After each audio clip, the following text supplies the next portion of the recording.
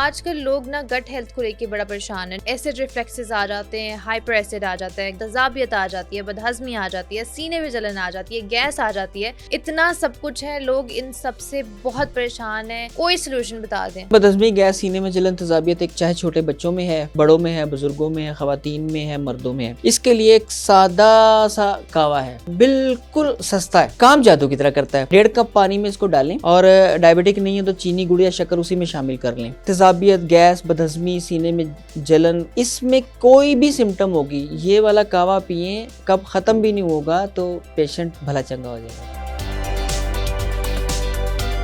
ज्यादा पानी पीने से डिहाइड्रेशन हो जाती है। बार बार पीते हैं और ज्यादा पीते हैं, उससे एक तो गुर्दों पे दबाव पड़ता है और वो जो हमारे अपने बॉडी के इलेक्ट्रोलाइट्स हैं वो सादा पानी उनको लेके भी फ्लश आउट हो जाता है।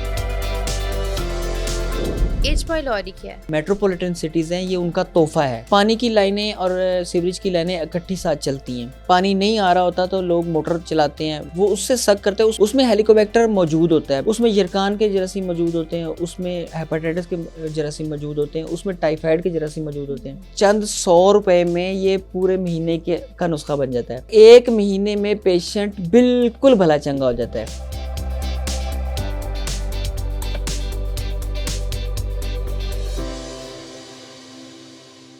अस्सलाम वालेकुम हकीम मुशर्रफ साहब, कैसे हैं आप? अल्हम्दुलिल्लाह बिल्कुल ठीक ठाक। वालेकुम अस्सलाम व रहमतुल्लाह। आप खैरियत से? मैं भी ठीक ठाक अल्हम्दुलिल्लाह।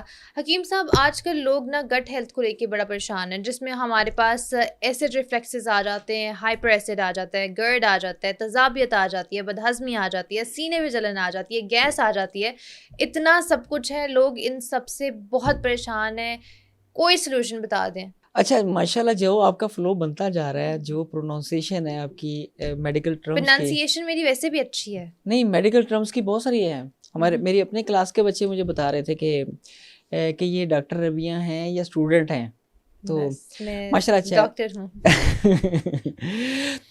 रबिया, जो आपने आज टॉपिक सेलेक्ट किया है, ये इससे हर दूसरा शख्स दो चार है।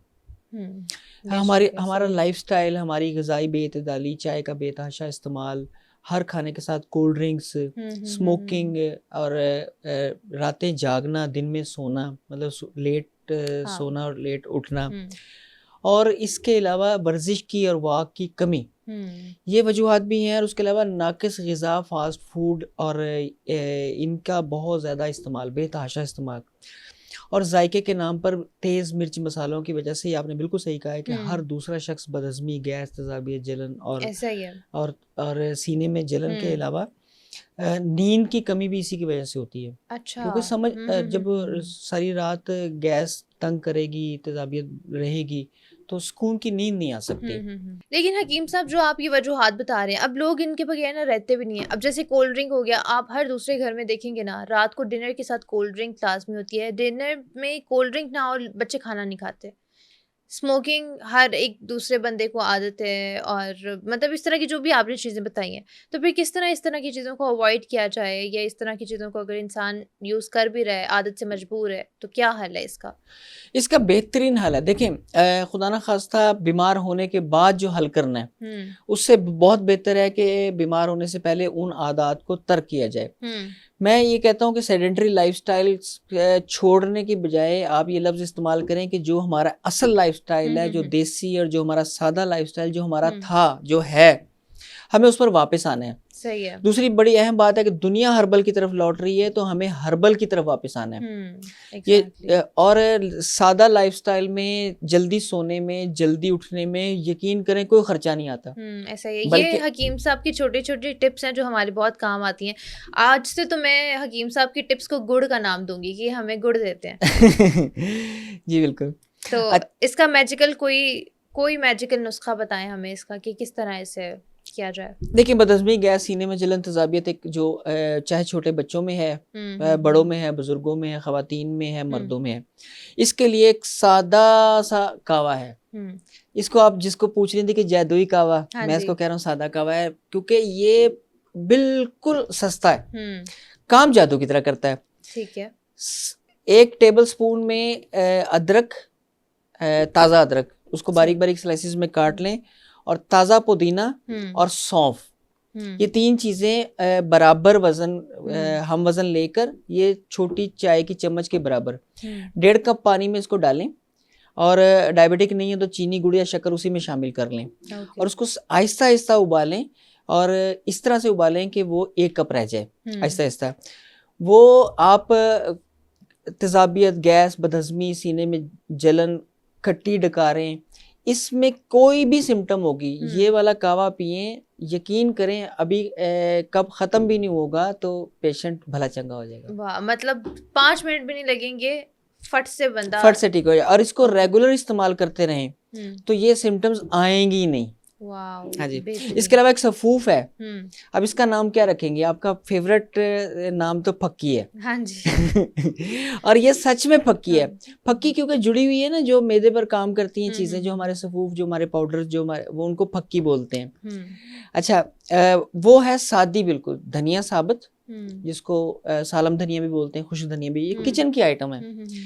और जीरा सफेद, सही है। सादी चीजें दोनों, ये दोनों लेनी है 50-50 ग्राम। ठीक है। इसमें अजवाइन देसी डालनी है 25 ग्राम और इसको सफूफ कर लेना है और इस सफूफ में 1 चुटकी मीठा सोडा, खुर्दनी सोडा और 1 चुटकी काला नमक डालना है। जो हाइपरटेंसिव है, जिनका हाई ब्लड प्रेशर है, वो काला नमक नहीं डालेंगे। बाकी लोग काला नमक भी शामिल करें, उसकी अपनी बड़ी जबरदस्त एफिकेसी है। सेंधा नमक, काला नमक, लाहौरी नमक, हिमालय का पिंक साल्ट, इन सब की अपनी अपनी एफिकेसी है। इसमें धनिया साबुत, जीरा सफ़ेद, अजवाइन, काला नमक और खुर्दनी सोडा, जिस तरह से मैंने बताया ये लेकर सफूफ बना लें और जो कावा पहले बताया है उसके साथ इसको 1 छोटी चाय की चम्मच खा लें हर खाने के बाद। ये ना सिर्फ फौरी रिलीफ देता है, ये बड़े बड़े महंगे शरबतों से भी ज्यादा फौरी रिलीफ देता है, बल्कि इसको मुस्तकिल इस्तेमाल कर लें तो ये सिम्टम्स आएंगी ही नहीं। इसके अलावा वॉक लाजमी करें, वर्जिश लाजमी करें थोड़ी बहुत, और जो जिनको सीने में जलन, बदहजमी, गैस वगैरह के मसाइल हैं वो खाली पेट नमाज ना पढ़ें, सजदा ना करें, ज़्यादा देर खाली पेट भी ना रहें ख़ास तौर पर, और सजदा ना करें, उससे बढ़ता है। और सरहाना जो तकिया होता है, आप इसका इंग्लिश बताइए ना, पिलो। हाँ जी, आपका एक्सेंट मुझे चाहिए था। अच्छा, इसको इसके 2 कर लें या 3 कर लें। जो इस तरह के मरीज रेगुलर हैं ना, जिनको ये प्रॉब्लम रहती है, तो नींद बड़ी आसानी से आएगी क्योंकि वो तेजाब नीचे रहेगा, ऊपर वाली साइड पर नहीं आएगा। सही है। तो ये बड़ा ज़बरदस्त है। और एक आखिरी बात, खाना खाने के बाद ठंडा पानी नहीं पीना। ठंडा पानी तो बिल्कुल भी नहीं पीना, बहुत मुज़र है। सादा पानी रूम टेम्परेचर वाला भी बिल्कुल 1 आधे घूंट से ज्यादा नहीं पीना। अभी हकीम साहब, हमारी जब डिस्कशन हो रही थी पहले, तो आपने ये भी कहा कि ज्यादा पानी पीने से डिहाइड्रेशन हो जाती है। ये मतलब ये पहली दफा ही हम लोगों ने सुना है कि ज्यादा पानी पिए तो डिहाइड्रेशन हो गई। वो बिल्कुल ठीक था, बिल्कुल ठीक था। ये बात मैं जिस एंगल में बात कर रहा था, होता ये है कि सादा पानी ज्यादा पीते हैं। अच्छा, ये जो शदीद हब्स वाले मौसम होते हैं, जो शदीद गर्मी वाले मौसम होते हैं, हीट स्ट्रोक वाले, लू वाले, इसमें लोग प्यास को बुझाने के लिए पानी पी रहे होते हैं। सादा पानी जब पीते हैं तो पसीने की ज्यादती की वजह से पहले ही नमकियात कम हो रहे होते हैं। डायरिया वाले पेशेंट के नमकियात कम हो रहे होते हैं, उनको इलेक्ट्रोलाइट इम्बैलेंस हो रहा होता है। जब हम सादा पानी पीते हैं और बार बार पीते हैं और ज़्यादा पीते हैं, उससे एक तो गुर्दों पर दबाव पड़ता है और वो जो हमारे अपने बॉडी के इलेक्ट्रोलाइट्स हैं वो सादा पानी उनको लेके भी फ्लश आउट हो जाता है। ओके, ठीक तो है। उसकी बजाय स्कंजबीन पीनी चाहिए। जो आपके नाजरीन से गुजारिश है कि इसी चैनल पर दूसरे प्रोग्राम में हमने वो स्कंजबीन का नुस्खा बताया था, वो जादुई स्कंजबीन है। ये मौसम है, लेकिन हर वक्त तो इंसान अपने साथ कैरी ना कर सकता। अब उसने अपने साथ पानी सादा बॉटल भी रखनी है, तो उसके अंदर कुछ फिर क्या करे बंदा? उसका बिल्कुल सादा हल है, लेकिन उसको रिपीट नहीं करना चाहिए। सादी नमक चीनी भी डाल लेना तो वो निमकोल बन जाता है। ओके, ग्लूकोज डाल दें, निमकोल वो फायदेमंद हो जाता है। उसके अंदर शहद भी डाल सकते हैं। देखिए ना, मैं कह रहा हूँ ना कि आपकी जो तैयारी है, जो मामलात है, ये जो शहद वाली बात है ना, ये इतनी जबरदस्त है संजीदगी के साथ। मैं आपको बता रहा हूँ कि अगर 1 गिलास पानी में चंद कतरे भी शहद के डाल लिए जाएं, जो डायबिटिक लोग हैं, ये उनके लिए भी ठीक है। कुछ लोग स्वाब की नीयत से शहद डालते हैं, वो तो देखें कमाल ही चीज हो गई, सुन्नत के लिए पूरी करने के लिए वो डालते हैं। लेकिन जब शहद बहुत कम मिकदार में पानी में डाला जाए और फ्लेवर्ड कर लिया जाए, वो पानी बहुत ज्यादा एनर्जेटिक हो जाता है।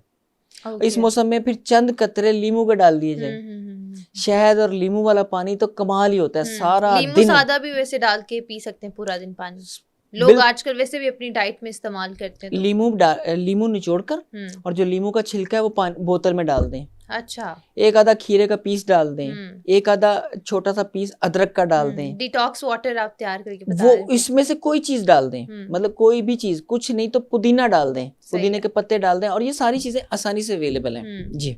ठीक है। अच्छा हकीम साहब, मुझे ये बताइएगा कि एच पाइलोरी क्या है, और एच पाइलोरी जो बीमारी है क्या उसको जड़ से उखाड़ने का कोई हल है? बिल्कुल है। हेलिकोबैक्टर पाइलोरी ये इतनी तेजी से फैला है, जो हमारे मेट्रोपॉलिटन सिटीज हैं ये उनका तोहफा है।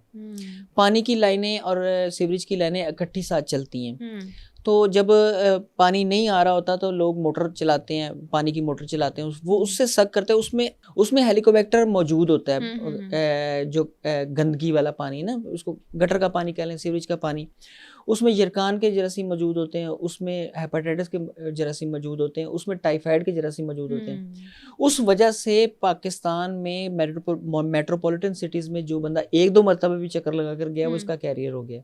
ओके। ये बैक्टीरिया स्टमक की अंदरूनी झिल्ली में रहता है, अच्छा। अंदर घुस जाता है। जब इसको माहौल मिलता है तो ये ग्रो करना शुरू कर देता है। सही है। अच्छा, किसी को नहीं पता लगता, वो लोग समझते हैं कि आम वही सीने में जलन, बदहजमी, गैस वगैरह चल रही तो उसका सिम्टोमेटिक ट्रीटमेंट कर लिया, कोई एंटासिड ले लिया, कोई कावा पी लिया, कोई फक्की खा ली, कोई लेकिन ये जब बहुत ख़तरनाक सूरत हाल अख्तियार कर लेता है कि पेशेंट को अपनी ज़िंदगी जीवन लगने लगती है, ना वो बेचारा कुछ खा सकता है, उल्टियाँ लग जाती हैं, ना वो कुछ प्रॉपर पी सकता है कि वो हज़म होता है, गैस बहुत ज़्यादा होना शुरू हो जाती है, पेट फूल जाता है, पेट में दर्द रहना शुरू हो जाता है, और वो बैक्टीरिया गैस्ट्राइटिस कर देता है, ज़ख़म बना देता है, और वो अंदर कॉलोनी बना लेते हैं और अंदर यूरिया की प्रोडक्शन बढ़ा देता है, पेट फूल जाता है, मुंह में से स्मेल आती है, खाना पीना हज़म नहीं होता, बगैर खाना पिए जो ग़िज़ा है वो निकलती है, तो उसकी वजह से पेशेंट में कमजोरी आना चाहिए। लोगों की तोंद निकली होती है, ऊपर से वैसे स्लिम स्मार्ट होते हैं, बॉडी से इतना नहीं कुछ लग रहा होता कि कोई सेहतमंद है, हालांकि कमजोर लग रहे होते हैं, लेकिन खाली पेट ही निकला होता है। जी ना, वो फैटी लिवर की वजह से भी होता है। हाँ। लेकिन ये भी एक वजह बनती है। मैं यही कहने लगी थी कि हमने डिस्कशन की थी इसकी लास्ट टाइम, बिल्कुल ऐसे ही है, लेकिन ये भी एक वजह बनती है।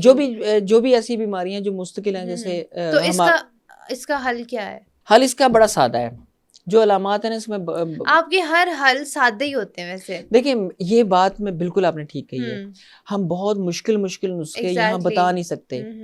मैंने अपने एक पेशेंट को बताया कि जी आपको फलां चीज़ जो है ना खाने के लिए हम बनवा कर देंगे।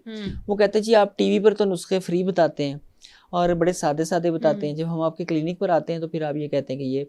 वो मैंने उनको बताया था कि एक हमारे पास हमारे सीनियर दोस्त हैं, वो सफ़ेद प्याज लेकर और उसका बीज, सफ़ेद प्याज का बीज ज़मीन में उगाते हैं, जब वो थोड़ी सी फलती है, फूलती है, तो उसको निकाल के वो मेडिसिन जिसका मैं जिक्र कर रहा था वो उसके अंदर रख देते हैं और उसको दोबारा ज़मीन में लगा देते हैं।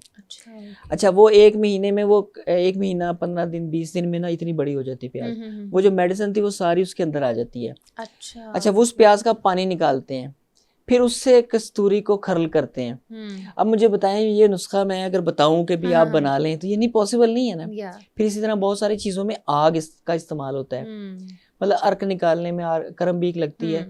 वो घर में बच्चे होते हैं, हम इनको नहीं बताया करते ना, हम ऐसी चीज़ें बताते हैं कि आप ये चीज़ें ले लें और इसका सफूफ तैयार कर लें। सही है, इसलिए आप कहते हैं कि सिंपल होते हैं हमारे नुस्खे, लेकिन मैजिकल होते हैं। मैजिकल के अलावा देखिए, मैं सादा भी बताता हूँ और कीमत कितनी कम होती है। मेरे नुस्खों में आप देखें ना, कोई महंगी चीज़ नहीं होती। तो ये बड़ा ज़रूरी है कि हम और ज़्यादातर घर में जो अवेलेबल होती हैं चीज़ें वही, ज़्यादातर की देना भी वही चाहिए। कुछ ऐसी चीज़ें हैं जो कि मैं कहता हूँ कि हर्बल स्टोर से, पंसार स्टोर से ले लें, वो भी आसानी से हर जगह अवेलेबल है। और अब तो ऑनलाइन ऑर्डर करें तो हर जगह आपको पता है, कॉल पर एक मैसेज पर आ जाता है।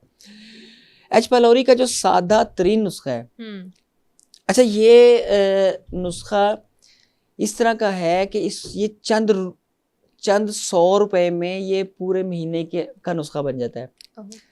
अच्छा, और 1 महीने में पेशेंट बिल्कुल भला चंगा हो जाता है। सही है। अब बहुत सारे अतिबा यही नुस्खा इस्तेमाल कर रहे हैं, बहुत सारे डॉक्टर्स हमारी कॉपी करके यही नुस्खा इस्तेमाल कर रहे हैं और उससे एच पायलोरी को ख़त्म कर रहे हैं। नुस्खा क्या है? सादा, कुट शीरी, इसका कुश्त शीरी भी बोलते हैं, और सौंफ, मुलट्ठी और हल्दी, 4 चीज़ें सिर्फ, और बिल्कुल सस्ती सादी।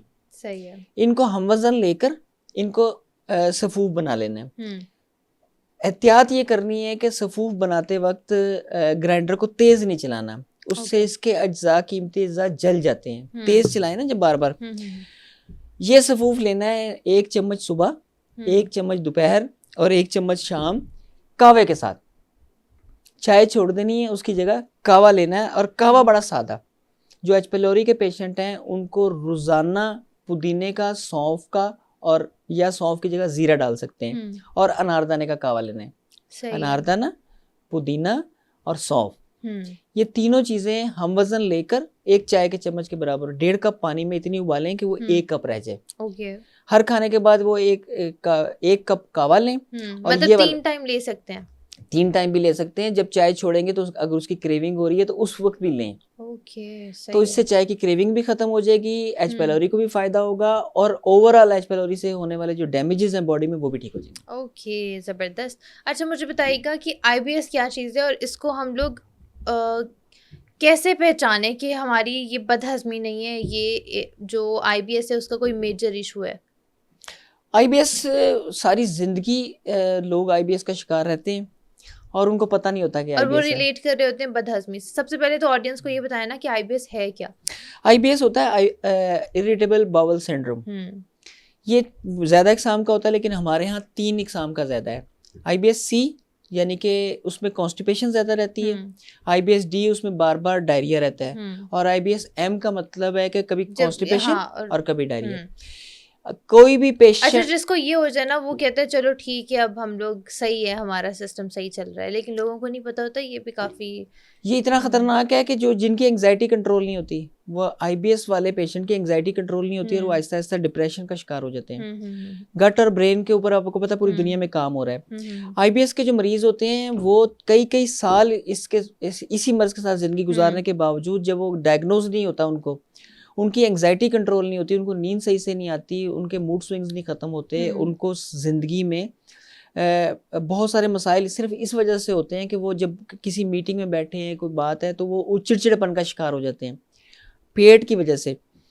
इनके लिए मैं छोटी छोटी सी एहतियातें बताता हूँ। आईबीएस सी हो या आईबीएस डी हो, ये सफ़ेद चने की दाल और बेसन उसी से बनता है। सही है। ये छोड़ दें फौरी तौर पर, बादी अशिया छोड़ दें, बेकरी के आइटम छोड़ दें, और अपनी ग़िज़ा को सादा कर लें, और खुले कपड़े पहनना शुरू कर दें। तंग कपड़े पहनने से आईबीएस का पेशेंट सारा दिन चिड़चिड़ा रहता है।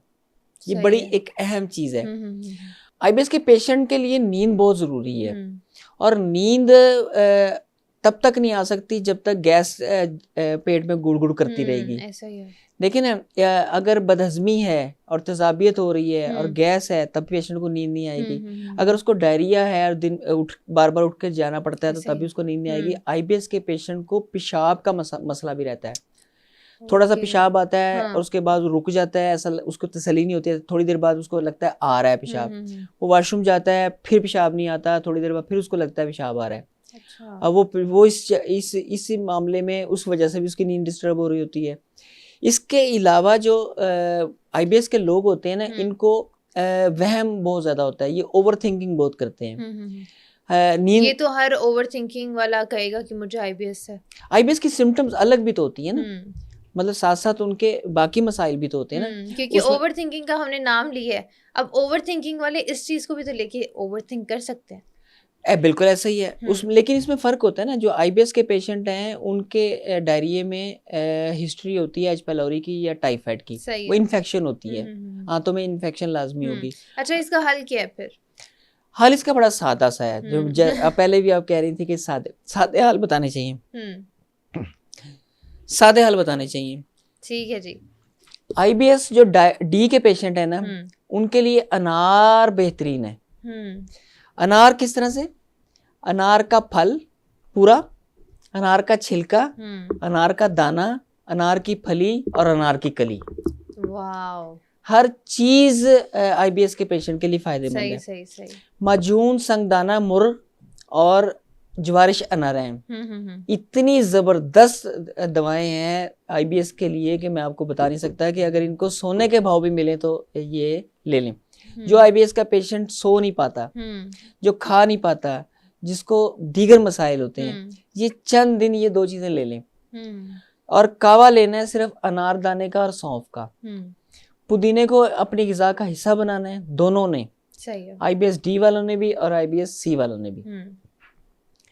पुदीना उसकी चटनी बनानी है, पुदीने सालन के ऊपर पुदीने की गार्निश कर लें और पुदीने का कावा लाजमी लें। हर के पुदीना हर जगह से अवेलेबल है, उसको भी अपनी ग़िज़ा का हिस्सा बनाएं। जो डायरिया वाले पेशेंट हैं वो दिनों में ठीक होना शुरू हो जाएंगे। कॉन्स्टिपेशन वालों का इलाज तो बेहतरीन आईबीएस वालों का इस तरह से है कि वो वॉक वर्जिश वगैरह करके अपनी लाइफ को थोड़ा सा देसी और हर्बल की तरफ वापस लाएं तो आधे मसाइल उनके हल हो जाते हैं।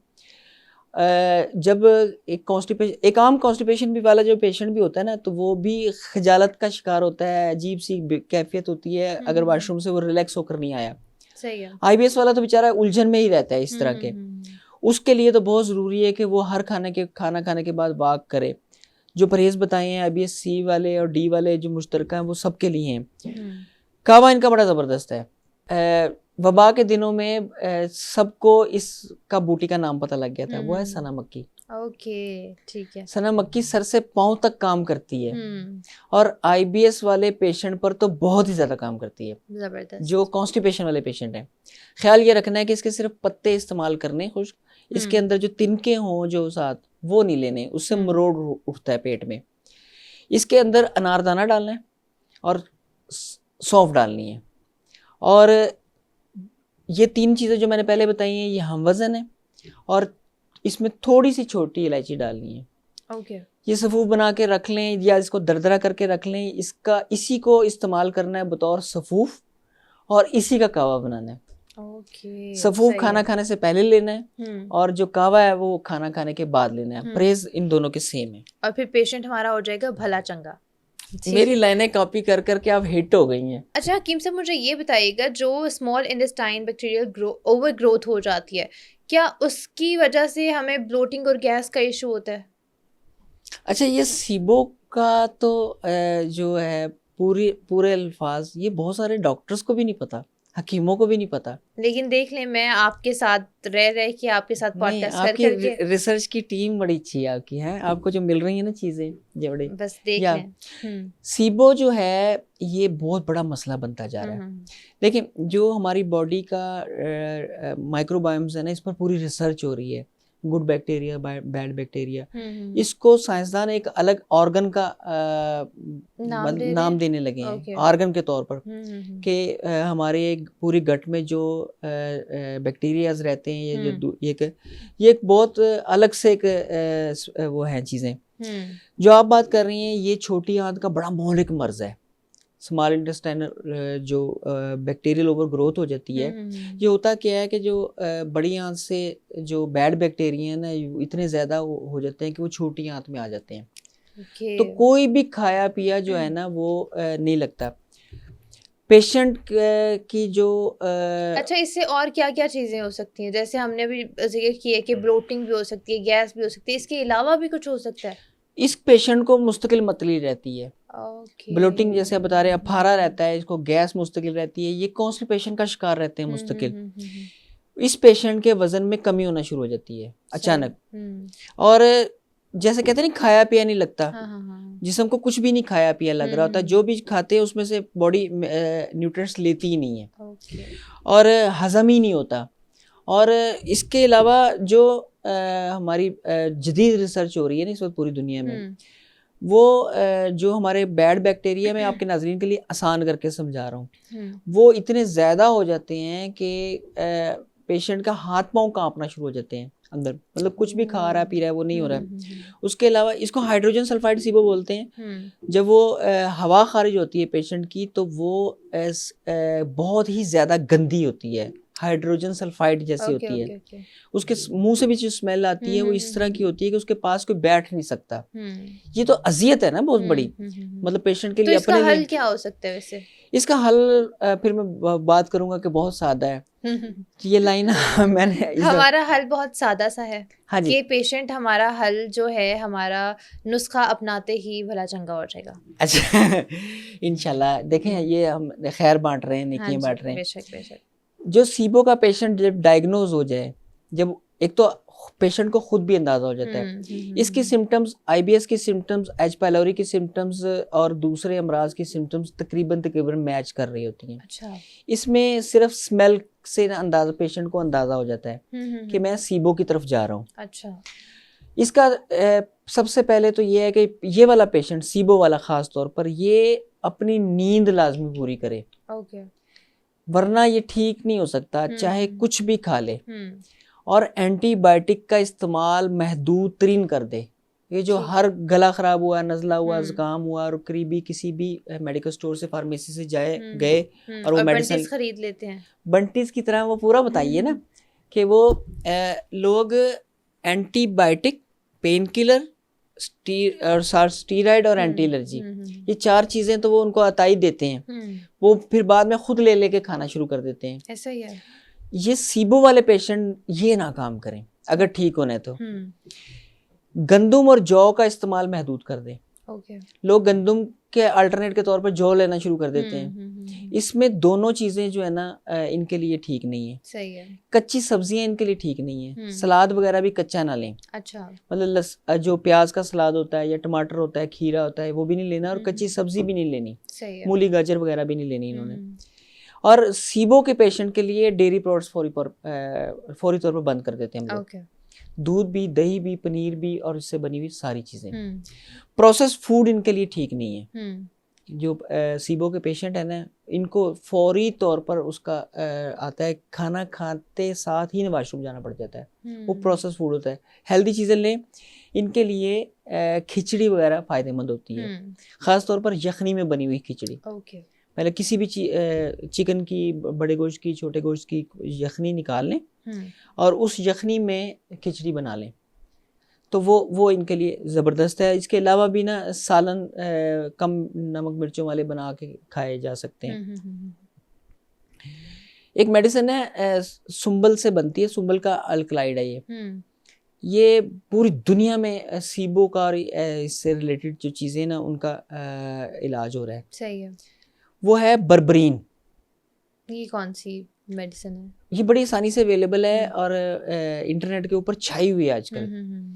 ये सुंबल मैंने बताया ना, बर्बरस वल्गैरिस के नाम से होम्योपैथिक में इसका टिंचर बहुत अरसे से इस्तेमाल हो रहा है। सही है। अब बर्बरीन को इस्तेमाल कर रहे हैं शुगर के मरीजों के लिए वो लोग। ओके।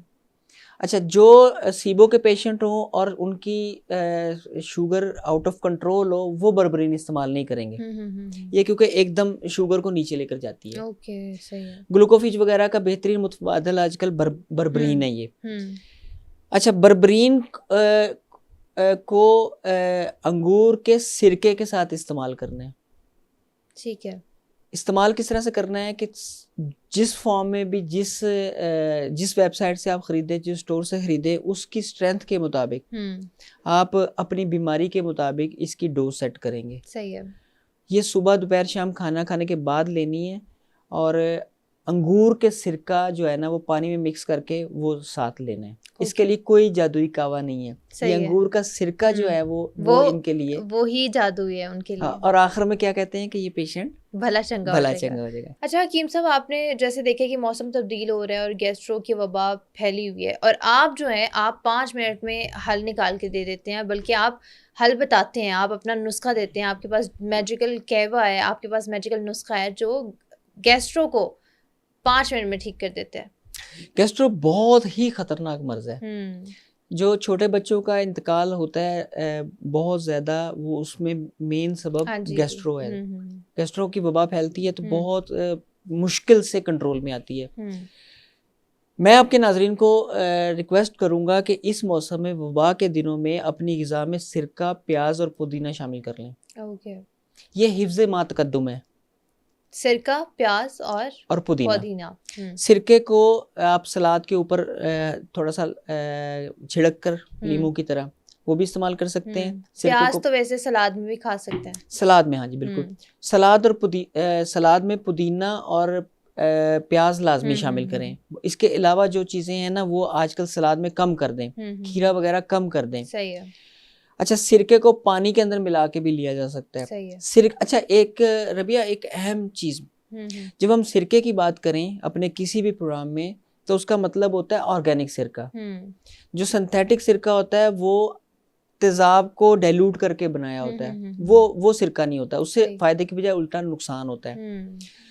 अच्छा, इसके अलावा पुदीना, अनारदाना और जीरा, ये 3 ऐसी चीज़ें हैं जिनका इस्तेमाल जिस तरह से भी आप करेंगे तो ये बेहतरीन है। लेकिन क्योंकि आपकी फरमाइश होती है जादुई कहवे की, तो इसका अगर कहवा बना लिया जाए तो ये 5 मिनट में ठीक कर देता है ये कहवा। बेहतरीन, जबरदस्त। मैं इसके अलावा 3 मिनट वाली चीज़ भी लाया हूँ। वो क्या है? अमृतधारा। ओके, पहले तो हमारा 5 मिनट वाला आप हमें बताएं ना। 5 मिनट वाला है पुदीना, अनारदाना और जीरा, इनका कहवा। इनको हम वजन लेकर एक छोटी चाय के चम्मच के बराबर में, डायबिटिक नहीं है तो चीनी, गुड़ या शक्कर उसी में पानी में डालना है। पानी लेना है 1.5 कप, लाइट आंच पर पकाना है। मैं हर कहवे के बारे में बताता हूँ कि लाइट हल्की आंच पे पकाना है।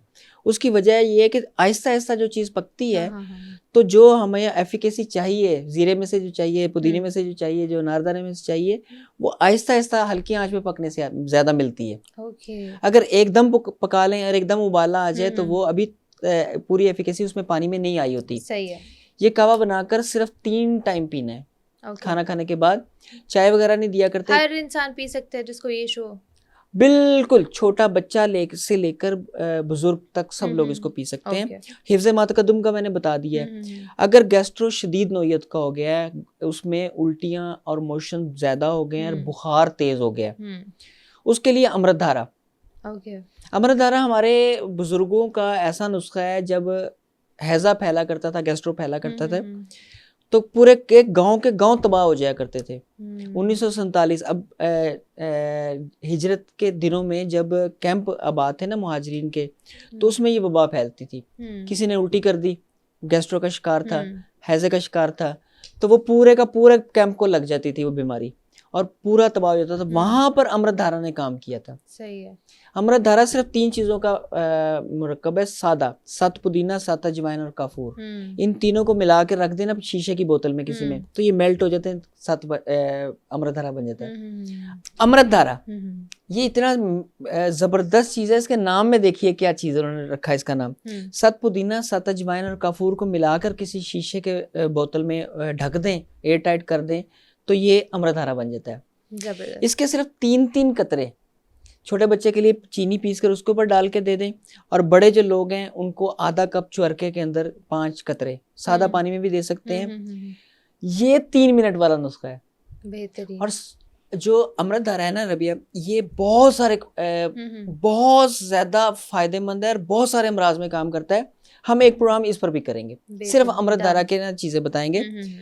अगर खुदा ना खास्ता कोई भी एक घर में एक शख्स, एक बच्चा, एक बड़ा, एक खातून, एक मर्द गैस्ट्रो का शिकार हो गया है, तो पूरे घर में हंगामी हालत नाफिज कर दें, क्योंकि ये एक से दूसरे को लग रहा है। इसका बेहतरीन हाल ये होता है कि इसको समझें कि वबाई दिनों में गवर्नमेंट ने हमसे सख्ती कराई थी, वो आप 1 हफ्ते के लिए कर लें। सही है। हाथ लाजमी धोएं, साबुन की बजाय लिक्विड इस्तेमाल करें, टैप को लाजमी धोएं, अपने आप को साफ रखें। हर किसी का तौलिया अलग होना चाहिए, और वॉशरूम इस्तेमाल करने के बाद तो लाजमी हाथ भी धोएं, और वॉशरूम की सफाई दिन में 2-2, 3-3 मरतबा करवाएं। उसके अलावा अपनी ग़िज़ा को सादा रखें सब लोग। और पानी का जो बड़ा इस्तेमाल है ना, वो बहुत ही अहम है। आप यकीन कर लें कि ना जो पानी हमें महंगा मिल रहा है वो भी साफ है कि नहीं है। सही बात। और इसमें गैस्ट्रो के दिनों में जो आखिरी जो मैं चीज़ बताने लगा हूँ वो ये है कि जब बंदा बीमार होता है ना, तो हमारे यहाँ रिवाज है चाय रस का। हाँ जी। गैस्ट्रो के पेशेंट को ना बेकरी पर प्रोडक्ट्स देनी है, और ना उसको डेयरी प्रोडक्ट्स देनी है, और ना उसको चाय देनी है। ओके, तो फिर क्या खाएगा वो? उसके लिए खिचड़ी होती है, उसके लिए दलिया दही होता है, उसके लिए दही नहीं देनी, दही उसको भी नहीं देनी। दही नहीं देनी। ओके बैक्टीरियल ग्रोथ बढ़ जाती है ना, उससे सही सही इन्फेक्शन बढ़ सही जाती सही है। ओके ओके ओके तो ये बड़ी अहम चीज़ है।